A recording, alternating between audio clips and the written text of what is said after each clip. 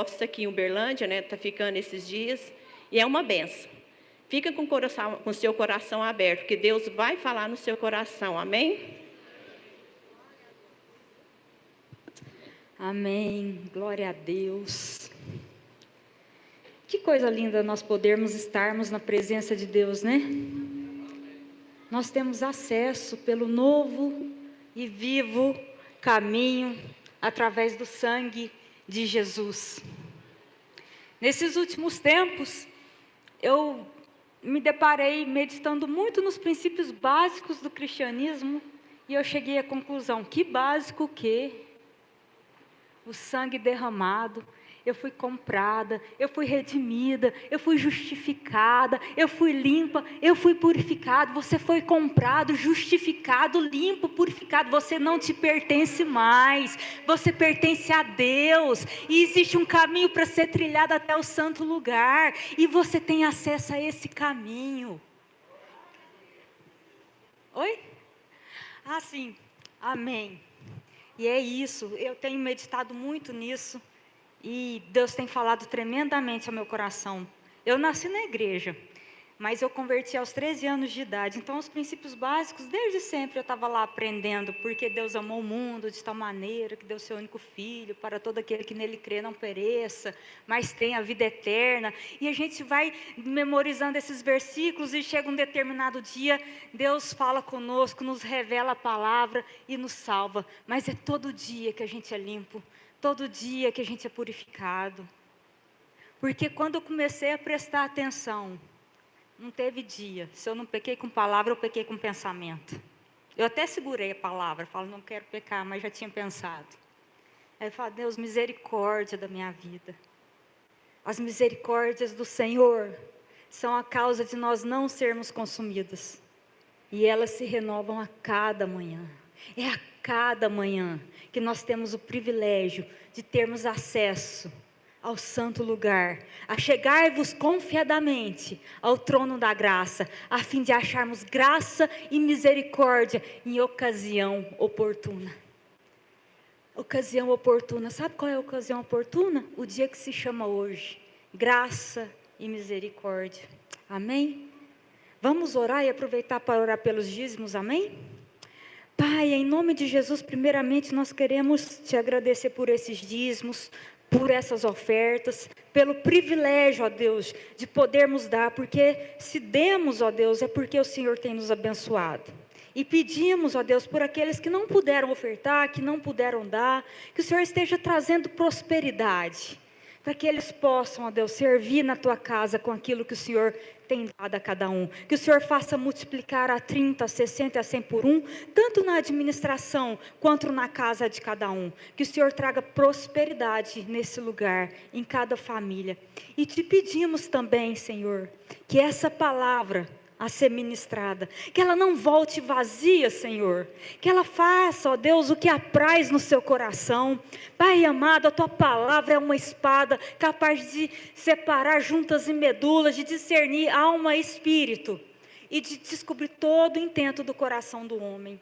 Ó Pai, em nome de Jesus, que essa palavra de hoje penetre o nosso coração. Pai, que ela nos aproxime do Senhor, que ela seja palavra revelada para cada um de nós. Pai, que os corações aqui sejam terras férteis. Pai, que a semente que cai ali, ó Deus, brote e gere vida. Vida para quem está ouvindo e vida para as pessoas que estarão perto.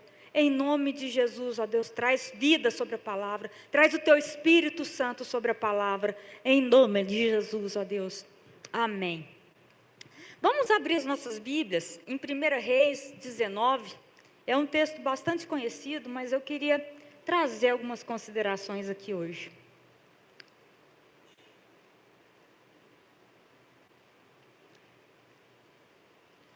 A partir do versículo 9, 1 Reis 19, a partir do versículo 9. Vamos ficar em pé para ler a palavra do Senhor?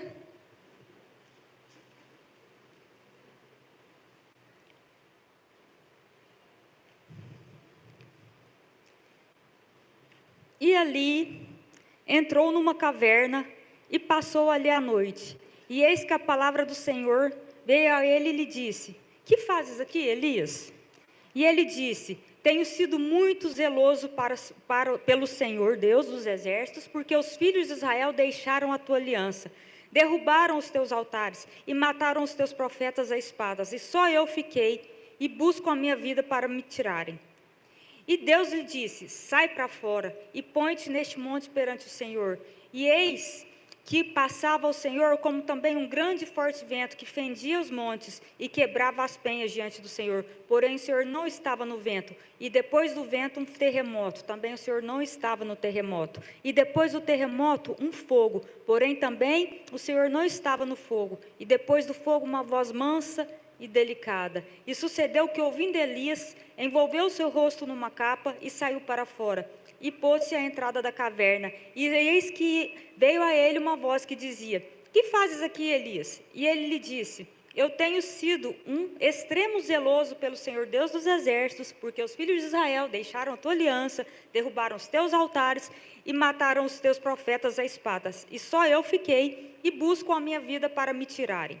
E o Senhor lhe disse: vai, volta pelo teu caminho para o deserto de Damasco, e chegando lá, unge a Azael, rei sobre a Síria. Também a Jeú, filho de Nissim, ungirás rei de Israel. E também a Eliseu, filho de Safate, de Abel-Meloá, ungirás profeta em teu lugar.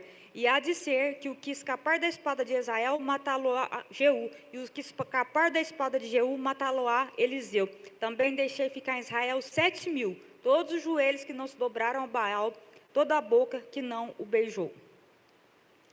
Sabe qual é o significado do nome Elias? O Senhor é o meu Deus. Então, todas as vezes que alguém chegava para Elias, Elias estava falando: o Senhor é o meu Deus? O Senhor é o meu Deus, o Senhor é o meu Deus. E é muito bom quando a gente tem um nome, né, que professa a nossa fé, que professa aquilo que nós somos, a nossa identidade. Então, eu até sugiro para vocês que quando forem colocar... gente, pode sentar, desculpa. Deixa eu falar para vocês, eu não tenho costume de chamar para levantar para ler a Bíblia. Por quê? Porque na minha casa, eu leio sentado. E eu não sei se vocês lá na sua casa ficam lá em pé lendo a Bíblia. Só não sei que eu estou orando a palavra, eu ando com ela de um lado para o outro lendo. E então, eu entendo que às vezes a gente quer ficar, né, formalmente diante do Senhor dos Exércitos, diante do altar. Mas o altar é o seu coração. A palavra tem que estar aqui. Então, vocês me desculpem esse negócio de assentar e levantar para ler a palavra, que é um costume louvável, né? Significa honra ao Senhor. Mas é porque eu, particularmente, eu vejo assim, lá na minha casa eu leio sentado, então eu estou diante do Senhor do tempo inteiro, né? Vocês também, graças a Deus. Então, me desculpem. Mas é isso. Então, eu queria incentivar vocês a darem nome para os filhos de vocês, que sejam nomes que professam a fé, nomes que professam a identidade. Tanto é que a palavra de Deus fala que quando Jesus for nos dar uma pedrinha, vai ter um nome que só ele e eu conheceremos, né? Que nome que vai estar na nossa pedrinha? O que o Senhor declara a seu respeito? Você já pensou o que o Senhor declara a seu respeito? Um dia eu ainda quero trazer uma palavra aqui que eu estou lembrando sobre Jó, que eu acho a coisa mais linda, que é Deus que chama a atenção do diabo para Jó. Meu servo é íntegro, meu servo é fiel. Você já pensou Deus te elogiando nas suas costas? Nos bastidores? Você nem sabe que ele está falando de você, ele está falando bem de você para o diabo. Foi assim com João, eu quero trazer essa palavra aqui. E todas as vezes que alguém ia falar com Elias, falava assim: o Senhor é o meu Deus, o Senhor é o meu Deus. Como que você chama? O Senhor é o meu Deus. Elias, como que você chama? O Senhor é o meu Deus. E essa era a vida de Elias. E Elias foi um homem que protagonizou vários milagres. Ele, com a capa dele, vou fazer um resumão para chegar onde nós temos que chegar aqui na palavra. Com a capa dele, ele abriu o Rio Jordão. Ele profetizou que ia ter uma seca que duraria 3 anos e meio, e teve a seca que durou 3 anos e meio. Ele foi alimentado por corvos, lembra disso? Que os corvos traziam pão e carne para ele. Ele multiplicou a farinha e o azeite da viúva, e ele protagonizou a primeira ressurreição na Bíblia. Não foi Jesus, foi Elias, lá com o filho da viúva. Ele que ressuscitou o primeiro homem. Olha o que circundava a vida de Elias. Ele destruiu o altar de Baal, aí ele decretou o fim da seca lá de 3 anos e meio, e aí ele orava e mandava o servo dele olhar: tem uma nuvenzinha lá.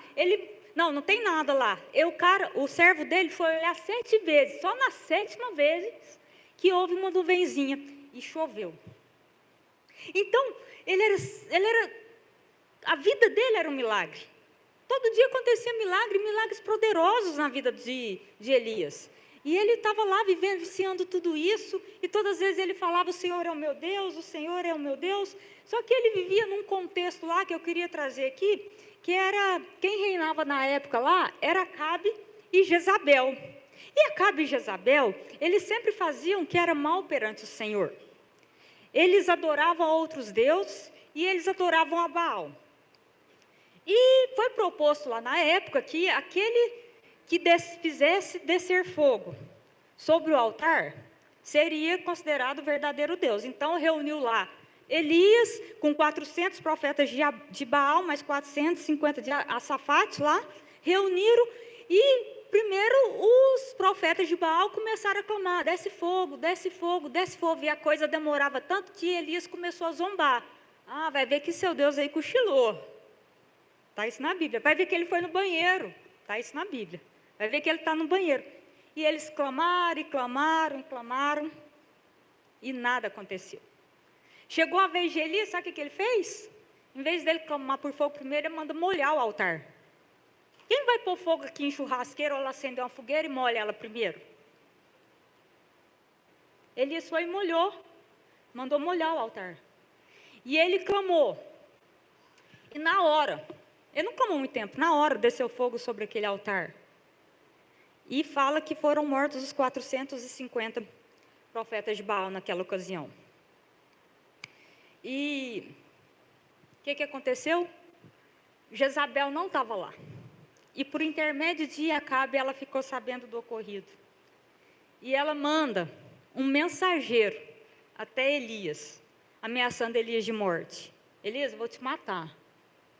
Elias, você vai morrer em 24 horas. Gente, ele tinha matado 450 profetas de Baal. Ele tinha ressuscitado morto.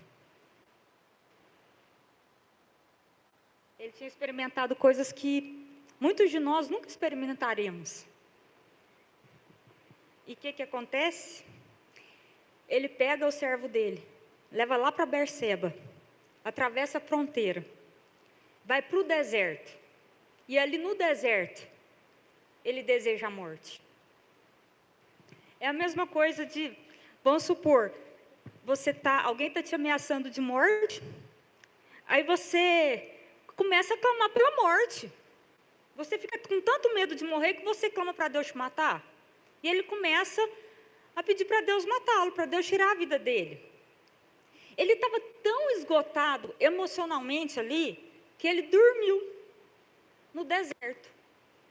Alguém dorme no chão quente, na areia quente? Tinha um zimbro, foi debaixo de um zimbro, mas o zimbro, ele não é uma árvore muito alta que produz muita sombra. Ele dormiu na areia quente, de tão esgotado. E ele fala que seria melhor do que os pais dele, que tivesse como os pais dele, que era contado como mortos. Os pais dele já estavam mortos, e ele fala assim, era melhor que eu estivesse. Quem aqui passando por todos esses milagres? Todos esses milagres, que Elias fez bastantes milagres, chega um momento que deseja a morte. Ele estava com o coração quebrado naquele momento, machucado, doído. É como se ele não tivesse perspectiva de futuro. Imagina, você é usado por Deus no seu ministério.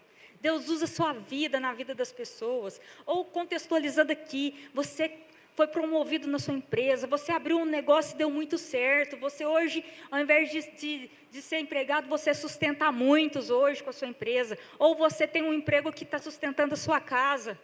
E você fala assim, cansei, não quero mais, não dou conta mais. E foi isso que aconteceu. E o que Deus fez? Deus mandou um anjo lá tocar Elias. E um anjo, assa um pão para Elias. E dá água para ele. Imagina, um anjo assando um pão para você. Você está aqui desanimado, vem um anjo de Deus e assa um pão para você. Simples assim, comum. Todo dia acontece. Você nunca viu na esquina? Todo dia acontece isso. E ele fala assim, isso aconteceu? Em vez de bater papo com o anjo, ou qualquer coisa, ele dormiu de novo. Elias dormiu de novo. Ele comeu o que o anjo deu para ele e dormiu de novo. Deus faz as coisas na sua vida, Deus faz as coisas na minha vida e a gente vai dormir de novo. É como se fosse um soluço. É como se você estivesse mergulhando e você começa a se afogar e você tem um respiro, só que você afunda de novo. Elias dormiu de novo. Só que o anjo não desistiu de Elias. E ele fala assim para Elias: levanta e come, porque você tem muito caminho pela frente. E o anjo dá comida para ele de novo. Quero te falar uma coisa: quando estiver ruim, as coisas estiverem todas fora do lugar, Deus não vai desistir de você. Ele vai te alimentar quantas vezes for necessário. Ele vai mandar um anjo para assar pão para você e te dar água quantas vezes for necessário. E o mais interessante é que todas as vezes que a gente trata de pão na palavra de Deus, está falando de palavra. Então hoje, Deus às vezes não vai te dar um pão fisicamente. Às vezes Ele vai até mandar alguém te dar um pão sim, porque Ele quer mostrar carinho, um pão físico, comida, um presente, uma alimentação. Mas Ele vai trazer palavras remas que vão ser reveladas para a sua vida e transformar a sua história. E Ele fala para Elias: come, porque você vai andar muito. E Elias acontece. Igual eu, tomo café da manhã e ando 40 dias e 40 noites sem parar. Com aquela refeição, Elias andou 40 dias e 40 noites. Ele foi até o Monte Sinai, ou Monte Horebe, que era 320 quilômetros dali, com essa refeição. A palavra que Deus vai te dar, você não está entendendo. A palavra que Deus vai te dar, vai fazer você caminhar longas trajetórias na sua vida. A palavra que Deus tem para você, para revelar no seu coração, vai fazer você caminhar distâncias inimagináveis, impossíveis aos nossos olhos sozinhos. Ele andou 40 dias e 40 noites, com a palavra que Deus revelou para ele. Deus tem uma palavra para você. Deus tem uma palavra para você. Deus tem um pão para você. Gente, quando você come um pão, você comeu pão, você consegue peneirar o pão do seu sangue? Você fala assim: não, agora eu vou coar, vou filtrar, vou tirar o pão do meu sangue. A palavra que Deus tem para você, ela vai fazer parte de você, ela vai entrar no seu sangue. Por isso que Jesus fala: comei de mim. Lembra lá na Santa Ceia? Comei de mim porque eu sou o pão da vida, porque ele vai para o nosso sangue. Vai para o nosso sangue essa palavra. E foi isso que Deus fez com Elias aqui. Não estava nada disso aqui no esboço, mas foi isso que Deus fez aqui. E ele andou desse tanto. E ele já tinha experimentado muitos milagres. Veio fogo do céu, lembra? Matou os 450 profetas, experimentou o poder de Deus, ressuscitou o jovem, tinha sido visitado pelo anjo de Deus, que preparou pão para ele, coisas comuns, que a gente vive todo dia. A gente amanhã só assim: come lá que eu vou viver hoje, igual Elias. Hoje eu vou ressuscitar um morto. É assim, né? Facinho assim. Mas era assim com Elias. E ele tinha experimentado tudo isso. E como que ele devia estar se sentindo? Como que você estaria se sentindo? Quando você chega no encontro com Deus, quando Deus traz uma palavra para você, quando Deus faz um milagre na sua vida, quando Deus traz prosperidade para você, quando Deus te exalta, quando você prospera financeiramente, quando você prospera academicamente, quando você prospera na sua família, quando nasce um ente querido, quando você comemora o aniversário, como que você se sente? Eufórico. Como que ele devia estar se sentindo? Eufórico. Teve fogo, teve anjo, teve comida. Não era? Teve festa, teve anjo, teve fogo, teve comida. Foi uma festa. E ele deveria estar se sentindo como? Eufórico. Só que não. Aconteceu de novo depois disso. Ele ficou desanimado, escondido, abatido, sem perspectiva. E às vezes a gente fica assim, em determinados momentos da nossa vida. Nós temos experiências com Deus. A gente foi fortalecido. E a gente continua a nossa caminhada. E depois a gente fica desanimado de novo. Quem sabe do que eu estou falando?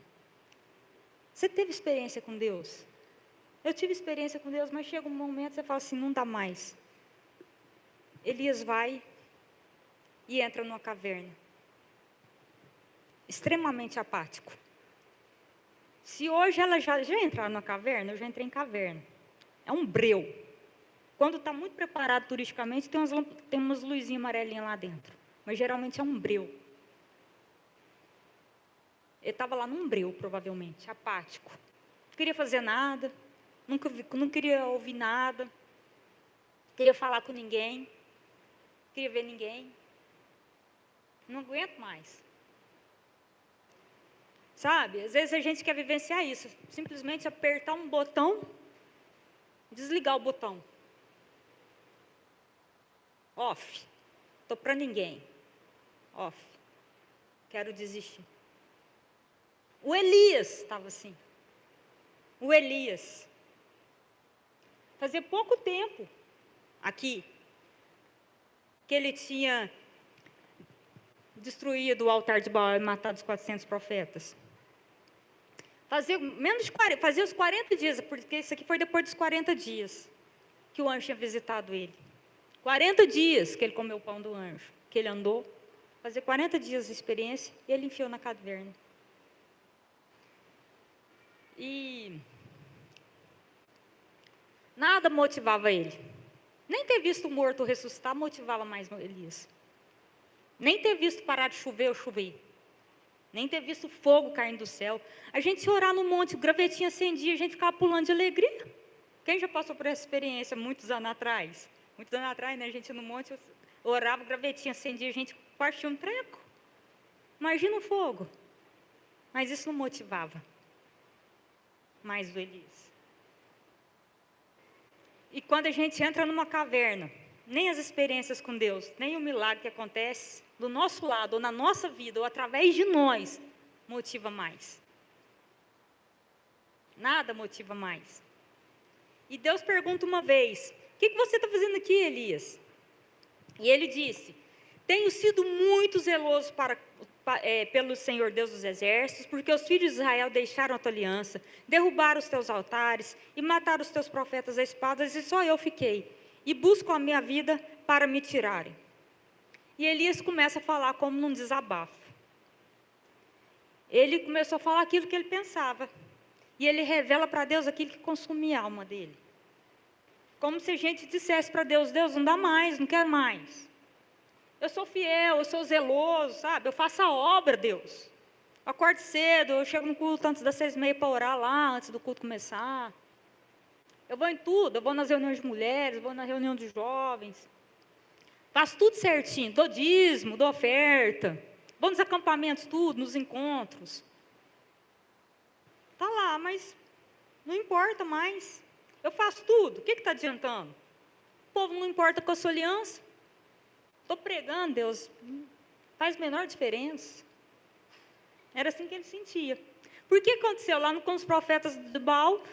Depois aconteceu do fogo descer e o povo falava assim, só o Senhor é Deus. Sabe outra vez que isso aconteceu? Quando Moisés abriu o mar vermelho, o povo falou, só o Senhor é Deus. Depois foi nessa vez aí do fogo do Elias, só o Senhor é Deus. E depois o povo sumiu. Ninguém foi destruir os profetas de Baal, ninguém foi jantar com Elias, ninguém foi pegar Elias para sair junto, para ver como é que ele estava sentindo. Deram glória a Deus e ó, foi todo mundo para casa. Elias ficou como? Sozinho. Sozinho. E Deus fala assim, e Elias fala assim, eu sou fiel, e os infiéis estão ganhando. Os profetas morreram, eu estou sozinho, eu estou com medo, vão me matar. E Deus estava fazendo com que Elias falasse aquilo que doía dentro dele. Deus quer que a gente fale aquilo que dói dentro do nosso coração. Na verdade, Deus já sabe. Mas sabe o que acontece? Quando a gente fala aquilo que nos machuca, aquilo que nos incomoda, aquilo que aperta o nosso coração, aquilo que nos angustia, não só Deus ouve, nós também ouvimos. Aí a gente começa a ouvir aquilo que está dentro da gente. Vocês já perceberam? Gente, orem em voz alta. Deus já sabe todas as coisas. Quando você orar em voz alta, você vai estar falando com a sua alma e com Deus. Lembra do Davi? Por que está abatido a minha alma? Por que está abatido a minha alma? Dentro em breve louvarei o nome do Senhor. Sabe o que eu aprendi? Eu vou para o espelho às vezes conversar comigo. Ou pregar para mim. Outro dia eu esqueci da hora, eu fiquei lá 40 minutos pregando para mim. Quase que eu fiz apelo para mim. Porque sabe quando você começa a ser cheio da palavra? Porque eu não estava falando daquilo que eu acho. Eu estava falando do que estava escrito a meu respeito. Que Deus faz tudo belo no seu devido tempo. Deus faz tudo belo no seu devido tempo. Tem um tempo da beleza. Que quando for para fazer lá em Isaías 60, 22, eu não sei o versículo de cor, mas fala que ele vai fazer tudo depressa no tempo. Do tempo dele ele vai fazer tudo depressa. Não é no seu tempo, no tempo dele ele vai fazer tudo depressa. Olha que coisa linda. Aí eu fiquei lá pregando para mim no banheiro. No banheiro, no espelho. Era no banheiro, mas era no espelho. Fiquei lá pregando para mim. E a palavra foi crescendo no meu coração. Deu até uma pregação também, depois. Mas por quê? Porque a gente tem que expressar aquilo que está dentro de nós. Nós temos que jogar para fora. Nós temos que colocar. E Deus é paciente. Deus é bondoso. Ele ouve. E Ele quer saber aquilo que consome o nosso coração. Sabe por quê? A nossa visão distorce a perspectiva correta da vida. Elias estava com a visão distorcida. Porque aquela dor, aquela ameaça de morte, aquilo que estava no coração dele corrompia a visão dele. E Deus, quando a gente vai orando, Deus começa a nos mostrar a forma como nós estamos vendo a vida.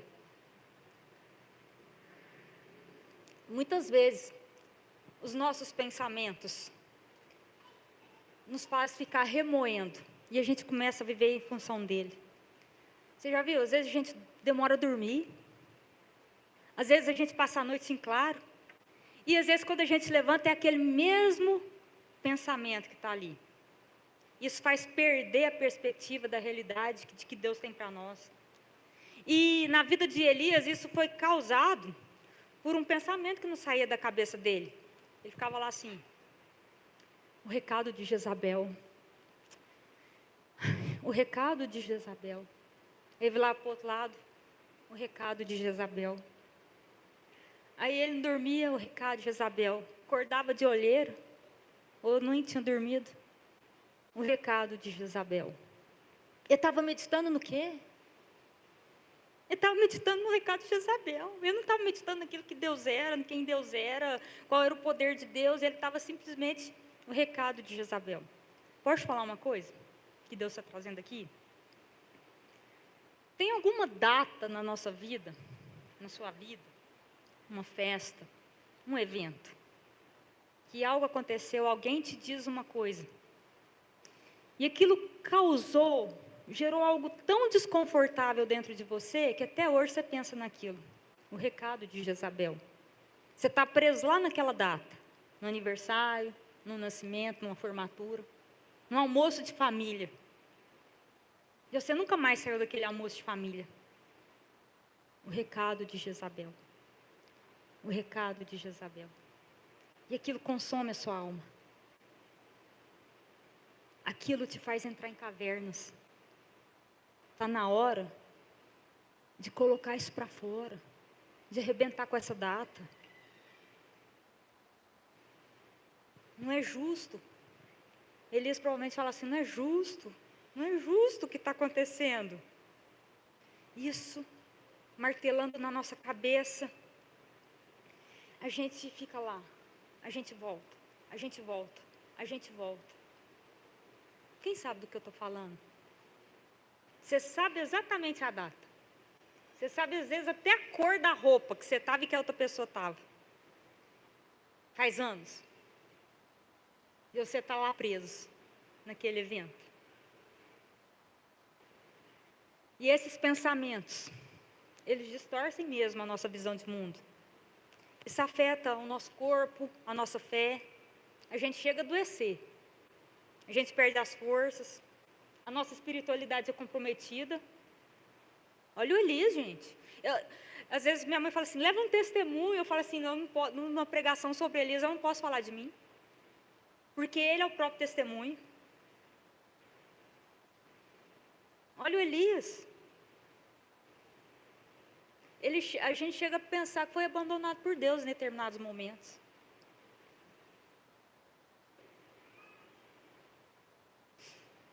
Sabe? Parecia que aquela visita daquele anjo para Elias tinha ficado distante.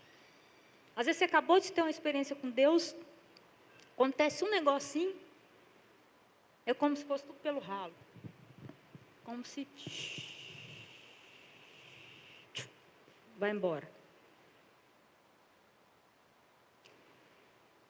Traga à memória aquilo que te dá esperança. É o que a palavra de Deus fala. Nós precisamos levar esses pensamentos repetitivos que nos destroem para Deus. Ele é o autor da vida. Foi ele que escreveu sua história. Não foi você que escreveu sua história. Ele é o autor da vida. Todos os teus dias foram escritos e determinados antes que nenhum deles houvesse ainda. Nenhum deles houvesse ainda. Davi fez isso lá no Salmo 43, quero até ler com vocês. Faz-me justiça, ó Deus, e pleiteia minha causa contra a nação ímpia. Livra-me do homem fraudulento e injusto, pois tu és o Deus da minha fortaleza. Por que me rejeitas? Por que ando lamentando por causa da opressão do meu inimigo? Envia a tua luz e a tua verdade para que me guie e me leve ao teu santo monte e aos teus tabernáculos. Então irei ao altar de Deus, a Deus que é a minha grande alegria, e com harpa te louvarei, ó Deus meu, porque está batido a minha alma, e porque te perturba dentro de mim, espera em Deus, pois ainda o louvarei, o qual é a salvação da minha face e Deus meu. Eu começo lá no primeiro versículo falando assim, por que me rejeitas? Por que me rejeitas? Aí depois ele fala assim, Deus é minha grande alegria. Deus é minha grande alegria. Por que me rejeitas? Versículo 1, e lá no final, Deus é minha grande alegria. Porque está abatido a minha alma. Porque te perturbas dentro em mim, espera em Deus, pois ainda o louvarei. Espera em Deus, espera em Deus. E Ele é poderoso para te mostrar a verdade e abrir os seus olhos para ver a verdadeira perspectiva. Muitos salmistas começam lamentando. E eles sempre terminam louvando ao Senhor. Se vocês olharem os salmos, é desse jeito. Sempre é um lamento, sempre é uma dor. E no final eles estão louvando. Porque a visão está sendo corrigida. À medida que ele vai conversando com Deus, à medida que ele vai declarando a palavra, a visão vai sendo corrigida.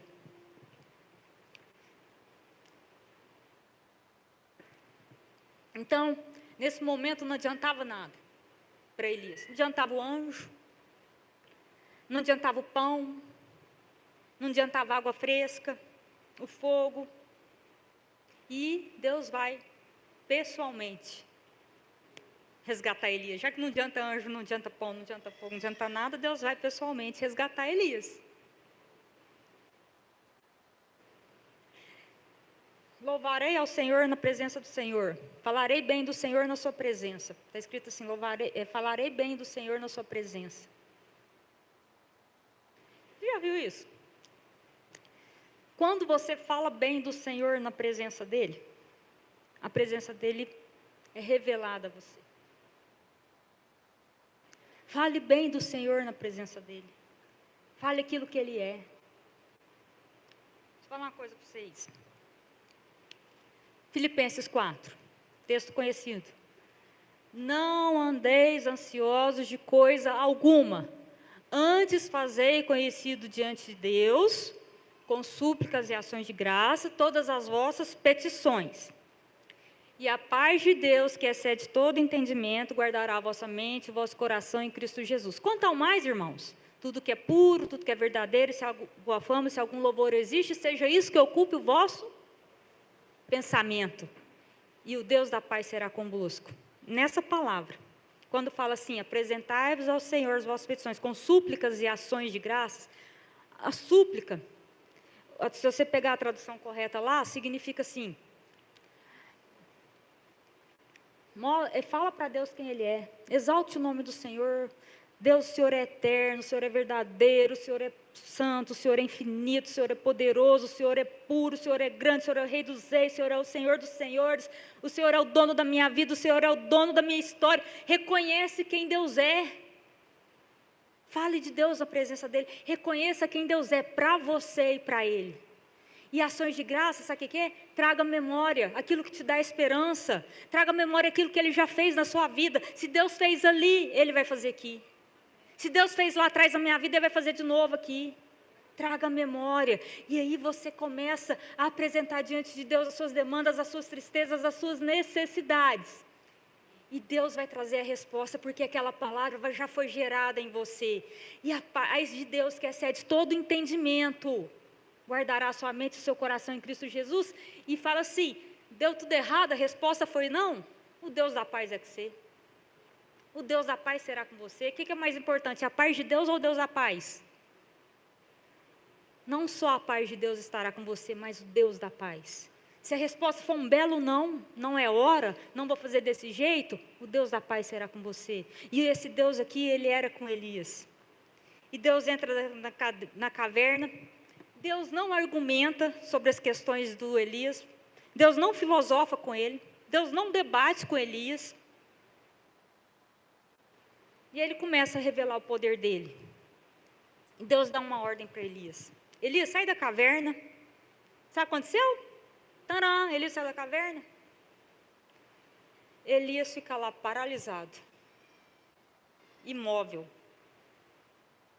Ele não conseguia se mexer. Fala que ele não saiu da caverna, na primeira ordem. Ele continua na caverna. Elias sai da caverna. Primeira ordem de Deus. Nada. Elias não saiu da caverna. Às vezes você está desse jeito. Tem algo na sua vida te paralisando. Não deixando você continuar. Não deixando sair desse buraco negro. Não deixando você andar para frente. Às vezes você não consegue nem deslanchar emocionalmente, você não consegue deslanchar profissionalmente, você não consegue deslanchar nos seus relacionamentos, você não consegue deslanchar academicamente, financeiramente. Você está amarrado, imobilizado, parado, igual Elias está ali. E a gente fica muitas vezes assim. E a gente quer ficar sozinho no canto digerindo o acontecimento. A gente fica imobilizado, no escuro, sozinho no canto. E Deus começa a revelar o seu poder. E dentro da caverna, Elias ouve o vento forte batendo.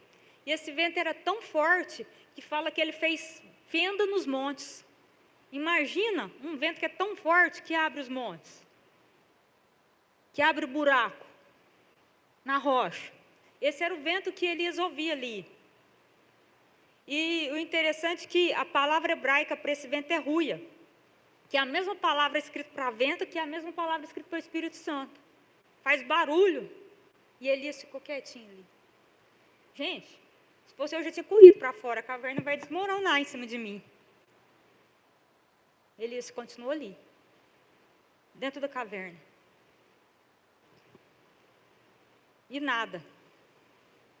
E daí, teve um terremoto, que abalou os alicerces da terra. Quando tem um terremoto, a gente não sofre isso aqui no Brasil, mas qual que é a primeira coisa? Saia de dentro, vá para fora. O que Elias fez? Saiu correndo da caverna? Não. Elias continuou preso lá dentro, na sua imobilidade, nos seus sentimentos. Elias não se moveu. Elias não saiu. Então ele já tinha experimentado tudo, vento, fogo, terremoto. Parecia o Avatar, né? Um desenho animado infantil. Os 4 elementos da terra, ele já tinha tido experiência com todos eles. Com todos eles. Água, terra, mar, né? Água, terra, fogo. E ele continuou parado. Não são as suas experiências com o milagre de Deus que vão fazer você sair desse lugar. E Deus não desiste de Elias. Deus não desiste de você. Deus não desiste de você. Deus não desiste de mim. Deus não desiste de nós. Nós somos dele. Aí, o que aconteceu? Uma voz mansa e delicada. Um sussurro. Elias, Elias. Uma voz mansa e delicada. Elias só saiu da caverna depois de escutar essa voz mansa e delicada. Sabe por quê? Remete a gentileza e carinho.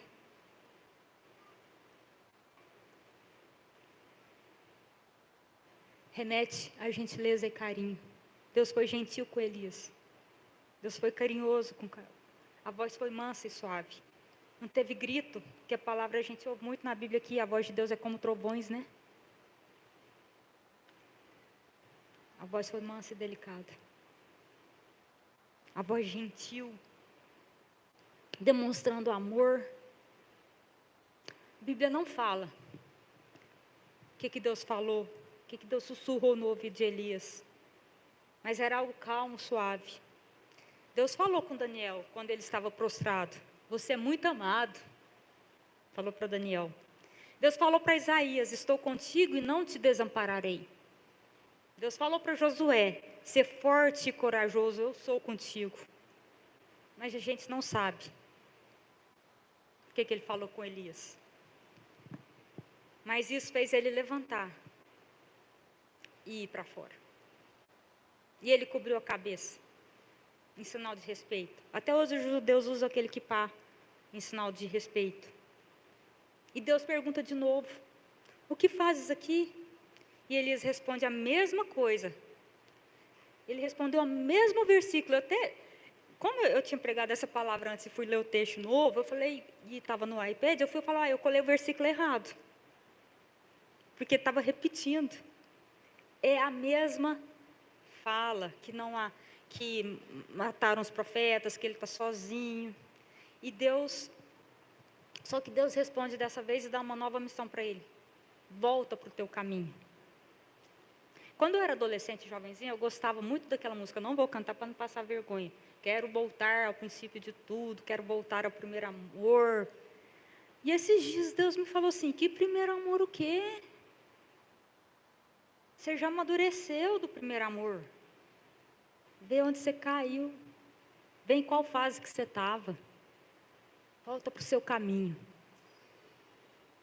Sério, Deus me falou muito claro. O que primeiro amor meu foi minha interpretação. Que primeiro amor que foi interpretação minha. Ele falou assim, eu vou falar como ele falou. Não é para voltar no primeiro amor. Você já passou do primeiro amor. É para voltar para o caminho. Aonde você saiu. É para voltar para o caminho. Foi assim que ele falou. O que primeiro amor que foi minha interpretação. E ele fala assim, volta para o seu caminho. Deus usava Elias para ungir reis e profetas. Deus fala para Elias voltar e fazer isso. E ungir Eliseu para o substituir. Deus está aqui. E às vezes a gente acha que Ele vai arrancar a gente da caverna, à força. Ou que Ele vai arrancar mostrando um grande poder. O céu vai abrir aqui e Ele vai te arrancar da caverna.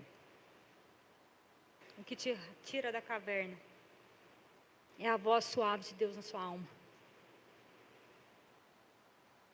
É a voz suave de Deus na sua alma. Se a gente quer continuar corajoso, nós não podemos ficar pensando nos perigos que nos amedrontam. Abra seu coração para Deus. Como fez Elias, como fez Davi e tantos outros na palavra. Abra seu coração para Deus. Rasga seu coração para Deus. Rasga. Deus não está bom aqui. Deus, eu me sinto assim. Antes que seja tarde demais. À medida que você vai reconhecendo aquilo que te põe na caverna. Quem é o seu Deus? O poder que Ele tem. Mas que Ele é gentil e Ele é carinhoso e Ele é amoroso. Ele vai mudar a maneira com que você se enxerga.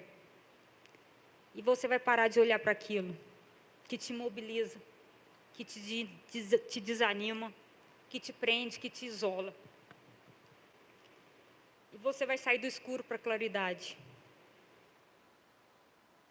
Só é possível você cumprir com a missão de Deus na sua vida, com o propósito de Deus na sua vida, se você tiver uma visão de vida, a perspectiva de vida restaurada. E Deus fala assim para ele: vai, volta pelo caminho do deserto de Damasco, porque em Israel há 7.000 que conservei, que não dobraram a Baal.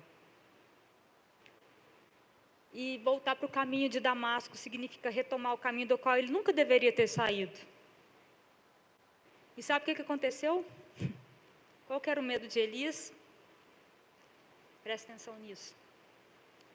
O medo de Elias era morrer na mão de Jezabel, não era? Elias nem morreu. Elias nem morreu. Não, eu estou rindo aqui, agora que eu estou rindo, já preparando, não estava rindo não. Elias foi levado por um redemoinho. Ele ficou numa caverna porque tinha medo de morrer, nem morreu. Eu e você vamos morrer, ele não morreu. Ele foi levado por Deus por um redemoinho. Sabe o que é medo da sua vida?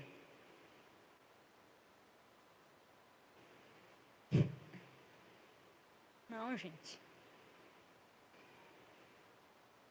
Se o medo dele era morrer e ele não morreu, você tem um medo aí? Pelo amor de Deus. Eu li outro dia que 85, acho que não sei se é 80 ou 85, acho que 85% das coisas que a gente imagina para o futuro, de ansiedade, que a gente é ansioso, não vão acontecer. E a gente passou as noites em claros. Eu quero te falar uma coisa. Elias não morreu. Você não vai morrer. Pelo seu medo, não.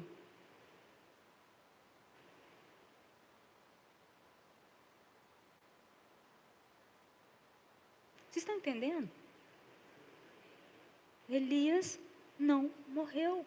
No final dessa história inteira, Deus tirando ele da caverna, ele não morreu. Nem no final, eu estou falando no final da vida dele. Ele foi levado por um redemoinho para o céu.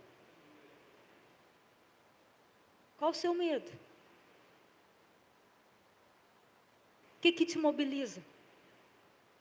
O que te faz querer apertar um botão e ficar no quarto escuro? O que te faz querer desistir? O perfeito amor lança fora todo medo. Se Elias tinha medo da morte, ele nem morreu. Quais são os nossos medos? Mas eu vou falar uma coisa. Elias teve todas essas experiências com Deus. Depois vocês estudem, porque são lindas essas experiências. Mas foi dele. E o sentimento foi dele. Você está aqui ouvindo essa palavra. Mas quem tem que falar no seu coração é a voz gentil e suave e amorosa e carinhosa de Deus. Eu não vou saber o que Deus vai falar ao seu coração.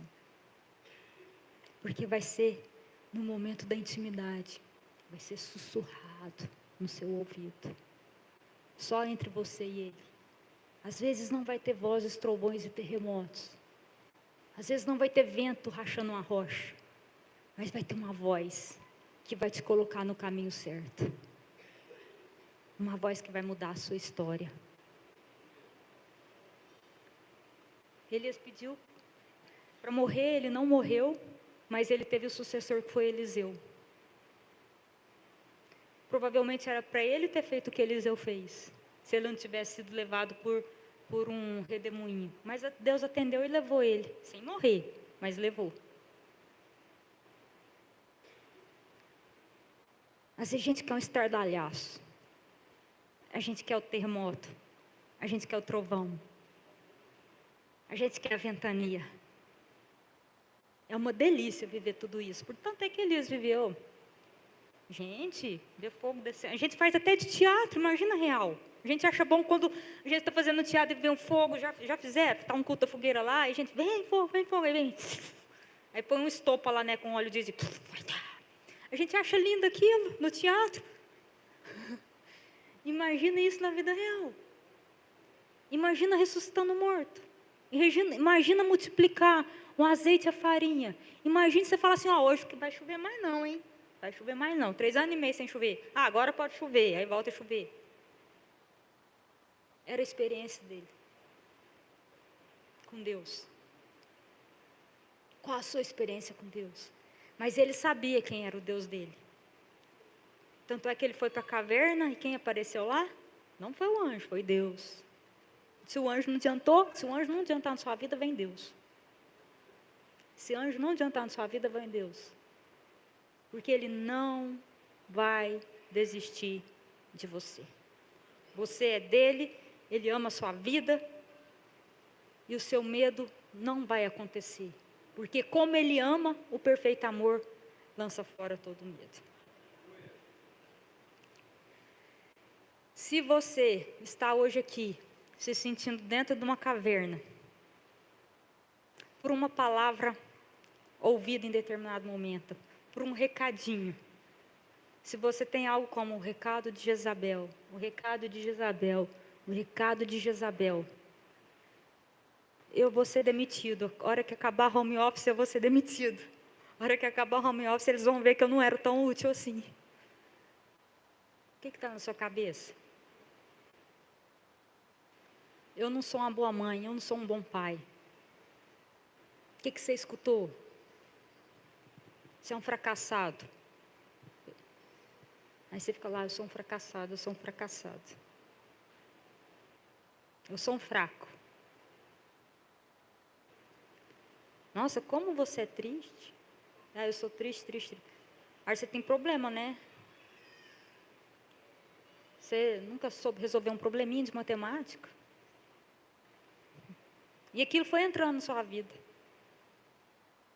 Você é um péssimo avô, você foi um péssimo pai. O recado de Jezabel. Quem aqui já recebeu um recado de Jezabel? Levanta a sua mão. E aquilo fica ali. Todo dia você volta lá, naquele lugar. Eu queria orar com você. Queria que você viesse aqui na frente. Pode vir aqui na frente, por favor. Nós vamos orar juntos. Você que levantou sua mão. Eu queria que o grupo de louvor viesse aqui e tocasse aquela música que eu acho que o nome é Não Há Ferrolhos, que vocês cantaram.